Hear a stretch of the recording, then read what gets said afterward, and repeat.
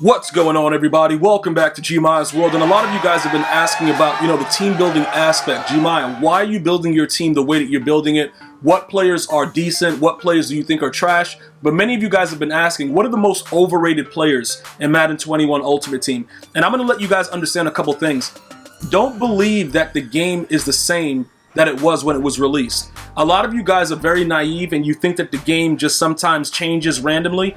This is a constant tuning that EA is doing to the game where without the title update, they're able to affect the way the game plays. They can tune stuff like stretch, different things. You're gonna notice it. It's very, very subtle, but you will notice it. The thing about it is I've gotten so used to it and them changing the game that I'm always looking for the differences in the way my players play. So when you look at overrated players, we have to start off with Nnamdi Asomugha. I'm going to go ahead and explain to you a couple things, right? The only reason that this guy's on my team is because I'm using him as a 49er theme team. A lot of you guys use him for the Raiders, some of you guys for the Eagles, whatever. I think those are the three teams that he played for, right? Let me just double check that. Yeah, Eagles and the Raiders, right? So he, on the surface, he looks really, really good, right? When he goes out there, he has a 97-man coverage. Look, I just want to point this out to you guys. He has a 97-man coverage, and all of you guys that are watching this video have watched him get routed by tight ends, running backs, and linemen. Like, dudes be sending out Lane Johnson as a tight end, and he'll route Nnamdi. Now, I don't know exactly what the reasoning is behind that, but his card is supposed to be a really decent card. When he first came out, he was unstoppable. I don't know what happened. I don't know why EA nerfed him. I don't know all the, the insight into why they do this to us. But I just want to point out to you guys, on my team, he's a 97-man coverage, and he does not know how to play man coverage. Just so that we're clear. Now, for you guys, the way that you use it might be different because sometimes, zone coverage, he doesn't meet that threshold of 90. So I'm not going to comment on his zone coverage because I can accept that he runs around like a blind squirrel when he's in zone coverage. I understand that. But the 97, I know many of you would agree with me. You put him out there and he just gets dominated. And you know what? It just starts happening. And this is one of the things that you have to, constantly update your team. And you know what's kind of interesting about this? As we start to watch the Madden Championship Series, look at the cards that these players are using.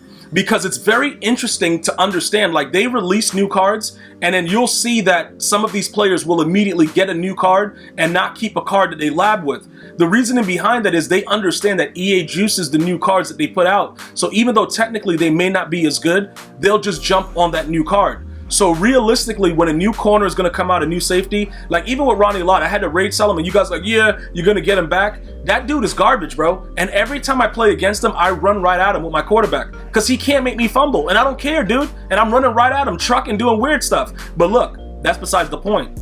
Nnamdi also meets the max threshold with the press. He couldn't press a dead cockroach. I don't know what's going on, but that's not what this is about. I'm just letting you guys understand. He's only there because of the 49er theme team chemistry, okay? He is a card that, like I said, if you get him, don't expect crazy things. He is 6'3". He will jump up 30 feet in the air in certain cases and pick the ball, but in certain cases, he just won't play any defense. Just so that we're clear with that. He will just stand there and not play any defense at all. And it's just that simple, all right? Another player that all of a sudden just gets dominated for no reason, Deion Sanders. Now, when I show you his numbers, you're going to be like, yo, how is he getting dotted and routed? Well, it's very, very simple. EA hates me. But I accept that. Like I'm not arguing about that. I understand it. This card right here, Deion Sanders, right? Let me just give you some insight into him, right? He meets the man coverage threshold and he meets the max zone coverage threshold. So there is no excuse for the way that this man plays. Because if you guys go over to GmiasWorld Gaming, definitely go over there. If you're not subscribed, do me a favor, guys. Go over there, subscribe, show some love to the channel, watch some of the gameplays. You'll be able to see this guy go out there and just get routed. Like, dude, like I don't even know what's going on. And now keep in mind, his press doesn't meet the threshold. That's fine. I'm not even worried about the press. Like, that is not even what my argument is about. It's just overall, he gets dominated, right? 97 speed, 97 excel. He's getting burnt by guys with 92, 93 speed, and he's not even pressing. He's over whatever. Now look, I understand with the post routes that, sometimes guys put abilities, deep in, stuff like that on the player.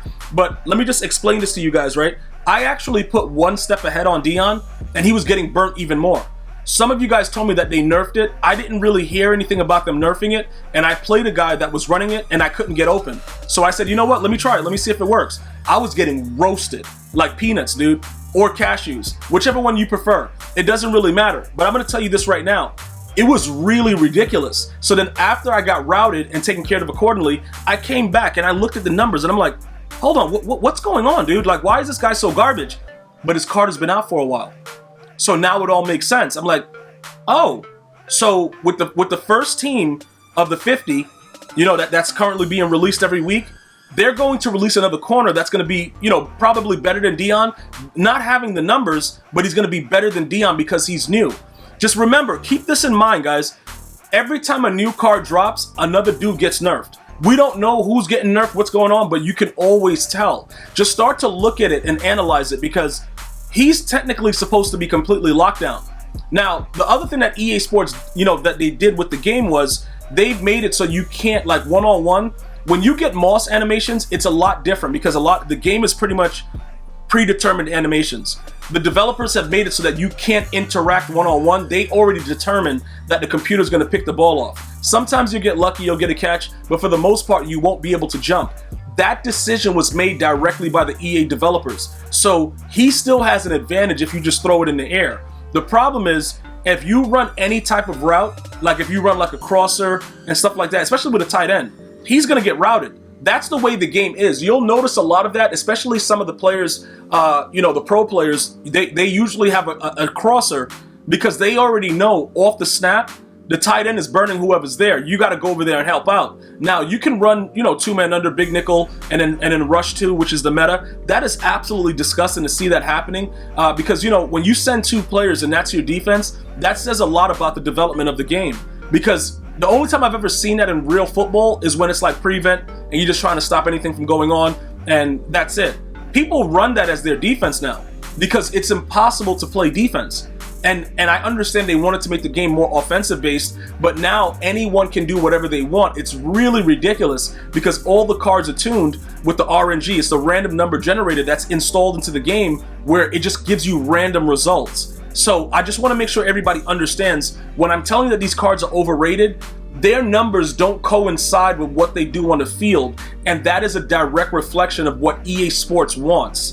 So it's not like it's being made up. Some of you guys will leave comments like, yo, this card sucks. This card, and I'm like, yeah, I know, because another card is coming out soon. So it's not you. You understand exactly what's going on, and we all do. But it's part of the game, and it's something that maybe in the future they will try to adjust properly. But since they've created that, the problem is they've made more money than ever because anybody can play the game and be good. That's the issue. So when you have Deion out there, now people look at Deion. They be looking for him like, hold on, where he at? In real life when Deion was playing, you ain't want no parts of him. Now, when you play in Madden 21, you're like, yo, where you at? I'm throwing where he's at. That's crazy and disrespectful. But again, the card has been out for a while, so you know, these type of things are going to happen, and people have to understand that. That's just the nature of the business. So looking at the way that works, those two cards right there, those are some of the most overrated cards in the game.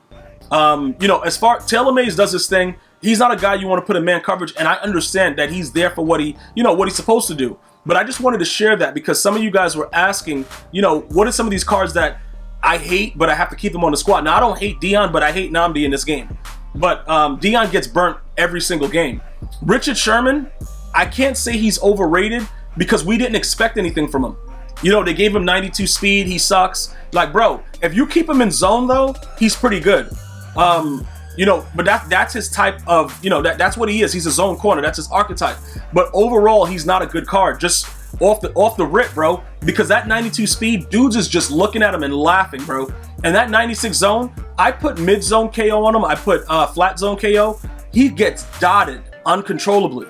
He is probably by far the most overrated card in the game. Like, he's a 95 overall, chemmed up with everything, but he's just not good in the game. 98 jump, that actually works though.